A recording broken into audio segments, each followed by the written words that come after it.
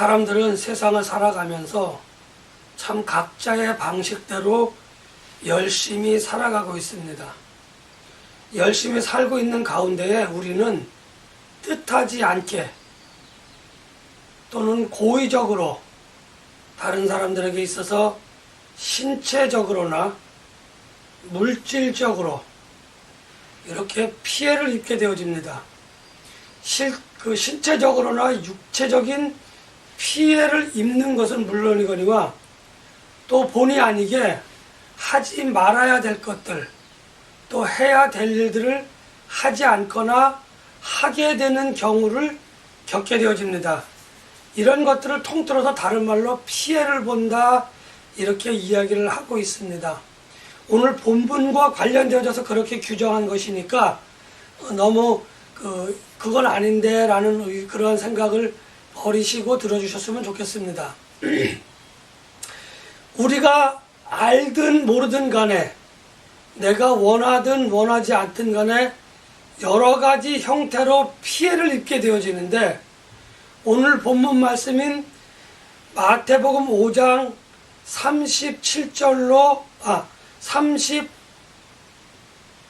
38절로부터 42절까지의 말씀은 이렇게 우리가 원하든 원하지 않든 또 내가 생각했던 것과는 다른 피해를 입는 것에 대해서 이것을 우리가 어떻게 보상을 받을 것인가, 보상의 문제에 관해서 이것을 우리가 어떻게 처리할 것인가 하는 것에 관하여 예수님이 레위기서에 기록된 말씀을 재해석해주는 그러한 말씀이라고 볼 수 있습니다.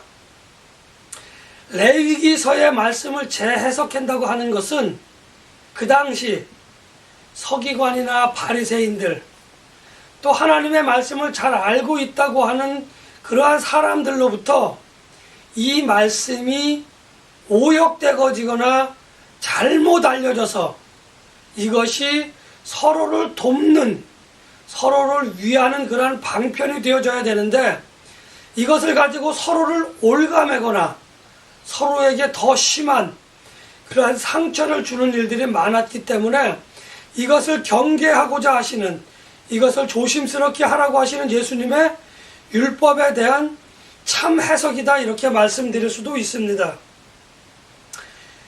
우리는 누군가에게 가해를 하거나 혹은 우리는 누구로부터 피해를 입었을 때에 오늘 본문 말씀을 기준으로 보면 반드시 가해를 한 사람은 피해자에게 보상을 해야 된다, 이런 말씀이 아니라는 겁니다. 결론부터 말씀을 드리면, 다시 말씀드리면 피해를 입은 사람이 이거를 내가 그냥 넘어갈 수 있어, 이 정도는 내가 감당할 수 있겠어, 그러면 그냥 감당하고 넘어가라 그러는 거죠.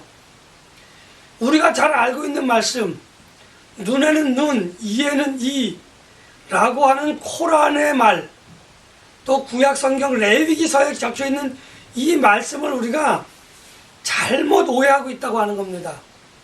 그 얘기는 뭐냐면, 내가 100원어치 손해를 봤어? 그럼 상대방은 나한테 100원어치의 손해를 보상을 하면 되는데, 이것이 우리가 지금까지 알려졌고 알고 있는 방식이라는 거죠.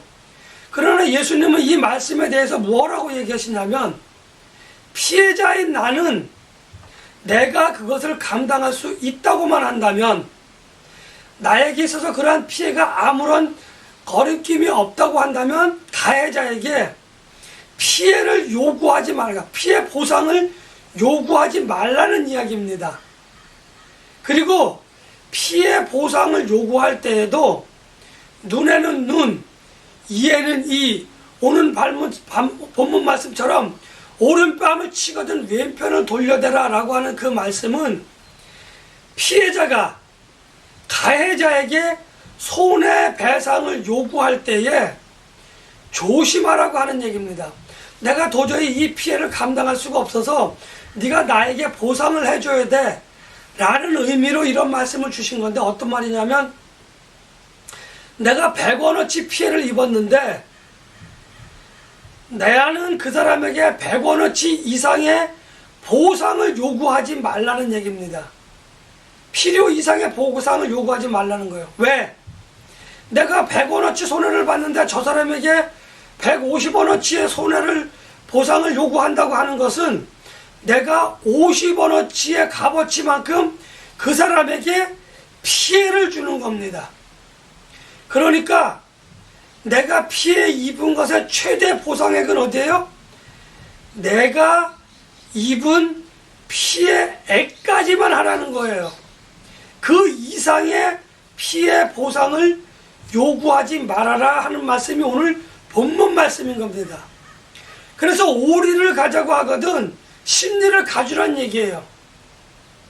속옷, 겉옷을 달라고 그러거든 속옷까지 주라고 하는 말씀의 의미를 이제 또 찬찬히 살펴보게 될 것인데, 아무튼 결론적으로 예수님은 뭐라고 이야기하시냐면, 당신이 입은 피해가 당신의 삶에 커다란 걸림돌이 되지 않는다고 한다면, 커다란 부담이 되지 않는다고 한다면 그 피해는 그냥 무시하고 가라, 이런 이야기인 겁니다.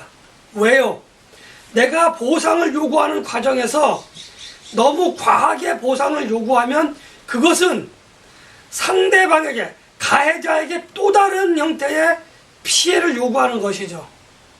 그리고 나중에 또 내가 그 사람에게 가해자가 됐을 때 그 피해자는 지난번에 네가 나한테 이만큼 더 요구했지, 그러니까 나는 이것까지 얹어가지고 당신에게 또 다른 피해를 요구한다, 또 다른 더 큰 보상을 요구하게 되는 결과가 올 수도 있기 때문이라는 겁니다.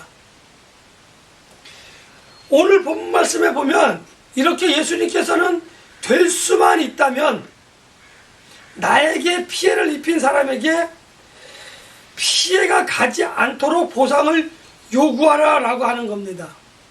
그러면 내가 어떻게 해야만 상대방에게 피해를 주지 않는 보상을 요구할 수 있느냐 하는 겁니다.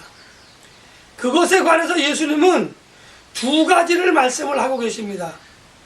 그 중에 하나는 먼저 내가 악한 자를 대적하지 말라고 하는 거예요. 여기서 악한 자라고 하는 것은 사탄이나 나쁜 사람을 의미하는 것이 아니라 나에게 피해를 준 사람, 가해자를 의미하는 겁니다. 그 사람을 대적하지 말라고 하는 것은 우리가 살아가면서 다른 사람으로부터 피해를 입지 않으려고 부단히 노력을 합니다. 또 다른 사람들에게 피해를 주지 않으려고 부단히 상대방을 배려하는 말과 행동을 하게 되어지지만, 사람에게 속한 허물과 죄의 본성은 그렇지 못하다고 하는 거예요.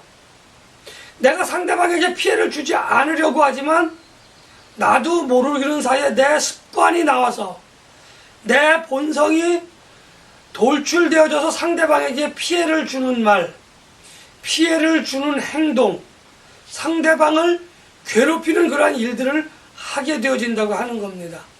그것이 습관적으로 이루어지면 나는 가해자가 되어지는 거예요. 그런데 여기서 악한 자가 중요한 것이 아니라 악한 자를 대적하지 말라고 하는 것이 중점입니다. 대적하지 말라고 하는 말은 내가 누구에게 피해를 입었을 때에 이 보상의 심리가 도를 넘어서지 말라고 하는 겁니다.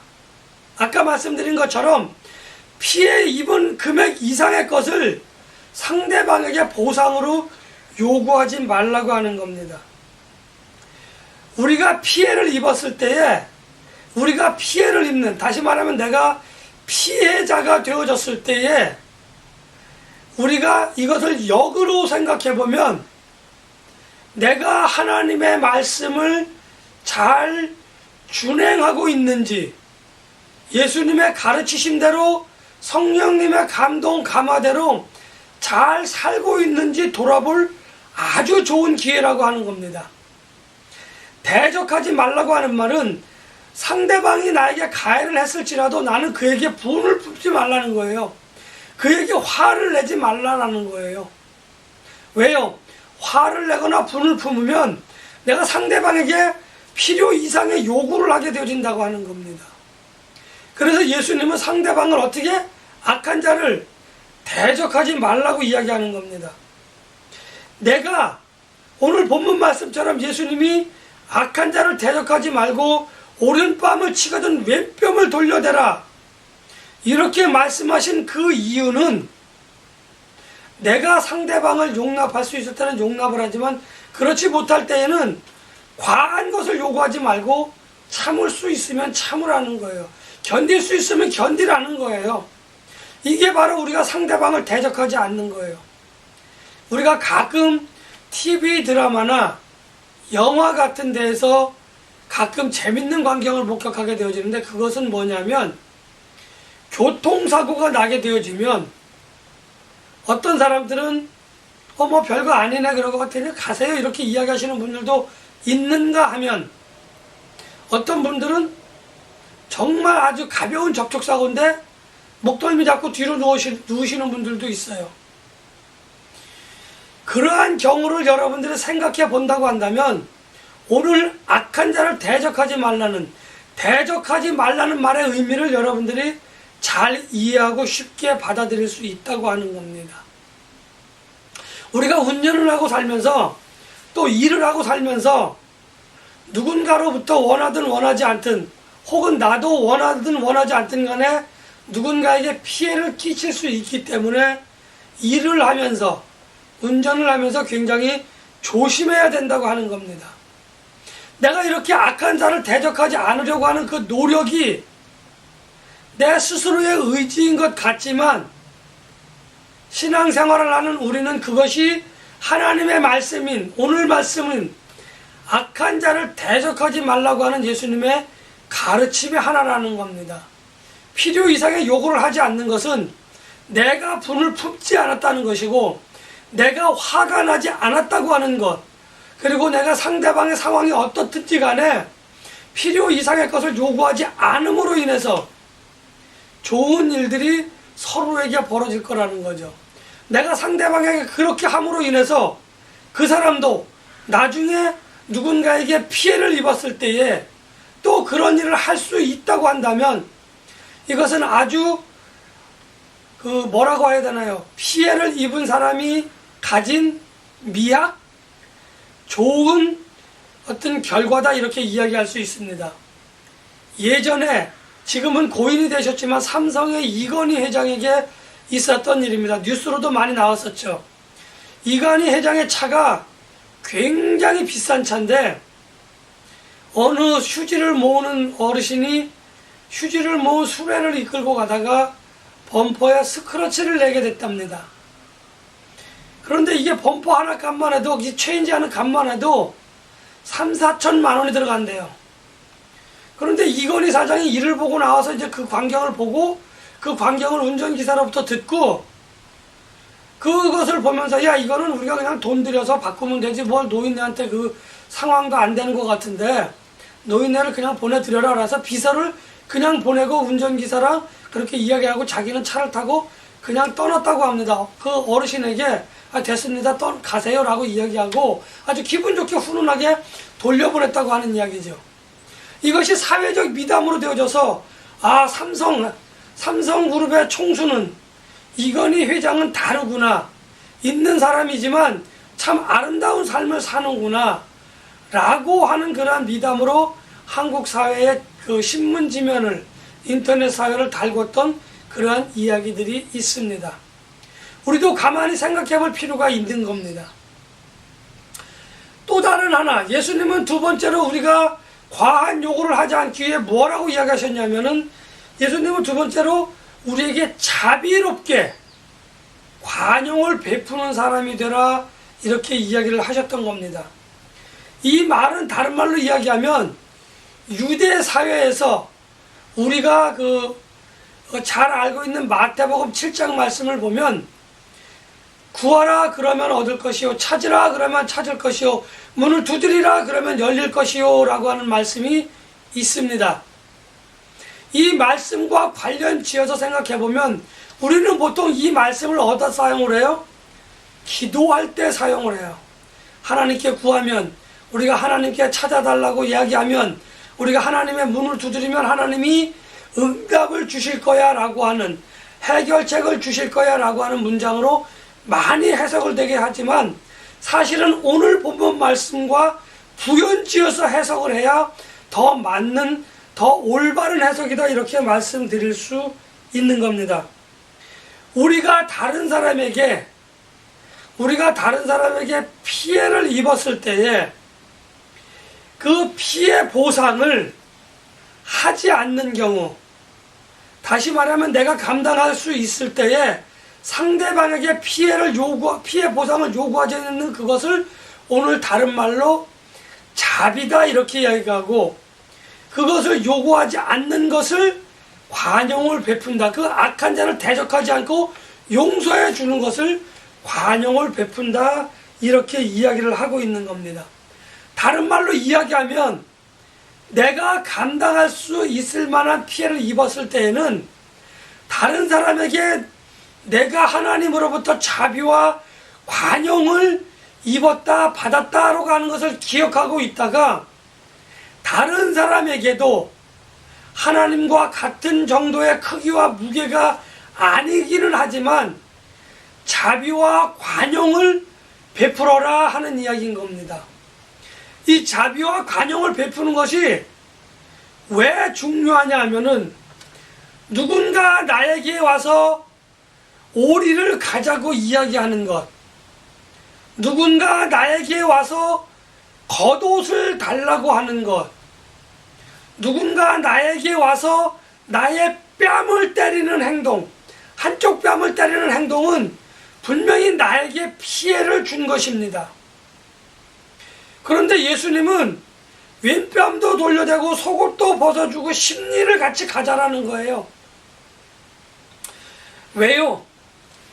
나에게 있어서 내가 가진 것들 가운데에 조금 여유 있는 것들, 조금 물질적으로나 시간적으로나 또 여러 가지 상황 속에서 여유가 있는 것들이 나에게 누군가 그것을 통하여 피해를 입혔다고 한다면, 그것을 내가 손해봤네 라고 생각하지 말고, 오늘 한 뼘을 더 돌려대고 옷을 하나 더 주고 같이 더 멀리 가주라고 하는 이 이야기는, 내가 가지고 있는 것들 중에서 넘치게 있는 것들, 하나가 넘치든 10개가 넘치든 100개가 넘치든 적게 넘치든 많이 넘치든지 간에 그것들을 다른 사람들에게 줄 수 있는 마음, 그 마음이 자비라고 한다면 그것을 주는 행동을 관용이다 이렇게 이야기하겠습니다.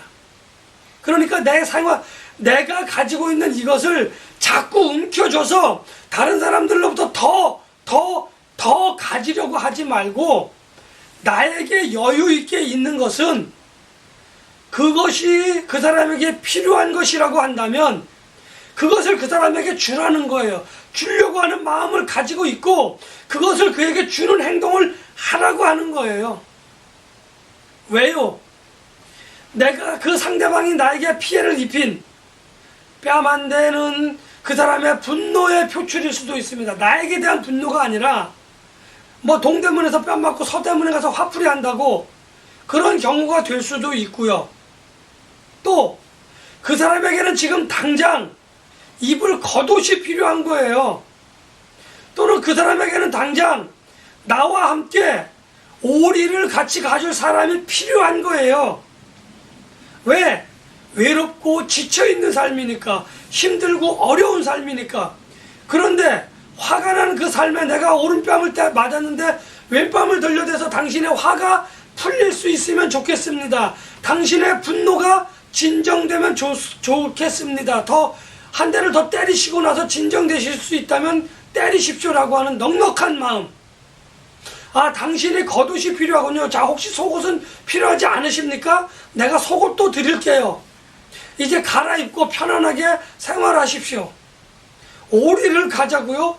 제가 힘이 될 수 있다고 한다면 당신이 원하면 오리뿐만 아니라 심리도 같이 가드리겠습니다라고 하는 이 넉넉한 마음을 우리가 가지라고 하는 거예요.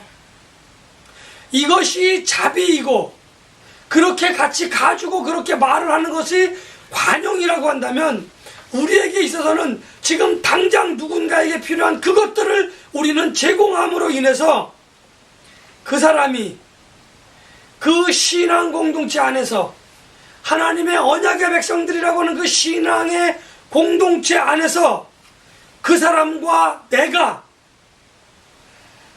공동으로 구성원의 일부라고 하는 사실을 서로 깨칠 수 있을 때에 저 사람도 우리 언약의 공동체의 한 사람인데 저 사람이 참 힘들고 어렵구나, 내가 도와줘야지 라는 마음으로 도와줬을 때에 그 사람과 나와 사이에 있던 갭들, 막힌 담들은 허물어진다고 하는 거예요. 그런가 하면 그 사람이 그 도움을 받고 그 도움을 받은 그것으로 인해서 그 사람도 나중에 그것을 기억하고 있다가 누군가에게 자비와 관용을 베풀 수 있는 여건이 허락되어진다고 한다면 그 사람도 자비를 베풀고 관용하는 그러한 행위를 할 수 있다고 하는 겁니다. 그렇다고 한다면 전체 신앙 공동체가 어떻겠어요? 자비와 관용이 넘치면 그 안에서 시기와 분냄과 질투와 다툼은 사라져버린다고 하는 거예요. 그 모든 것을 하나로 엮는 사랑의 삼겹줄로 단단히 묶인다고 하는 거죠. 바로 하나님은, 예수님은 오늘 이것을 우리들에게 말씀해 주고 계시는 거예요. 네가 나에게 그렇게 했어? 내가 반드시 복수하겠어. 이런 마음을 갖지 말라라는 거예요. 이것은 분을 내는 마음이고 이것은 시기하고 질투하는 마음이라는 거예요. 그 마음은 뭐예요? 공동체가 결국 깨지는 거예요. 그 공동체가 어떤 공동체? 하나님의 언약의 백성들의 언약 공동체라고 하는 겁니다. 하나님은 이처럼 하나님의 말씀 안에서 모든 것을 함께 나누고 함께 도움을 주고 서로에게 도움을 주는 이 언약의 공동체 백성들이 뿔뿔이 흩어지는 것을 원치 않아요. 그 공동체 안에서 시기와 질투와 다툼과 분냄 때문에 그 언약의 공동체가 깨지는 것을 원하지 않는다는 것을 오늘 우리들에게 말씀해 주고 계시는 겁니다. 더 해주라고 하는 거예요. 네가 이만큼을 원해, 내가 더 해주라는 거예요. 이것이 자비와 관용을 베푸는 마음인 겁니다. 그런데 이것을 우리는 잘못 판단하고 잘못 착각하면 안 돼요. 내가 자비와 관용을 베풀 때에는 내가 이 사람에게 그 자비와 관용을 베풀 수 있는 만큼의 그릇이 된 사람에게 자비와 관용을 베풀려고 하는 거예요. 그것을 진정으로 받아들이는 사람이 있는가 하면 그것을 악용하는 사람들에게는 자비와 관용을 베풀지 말아야 하는 겁니다.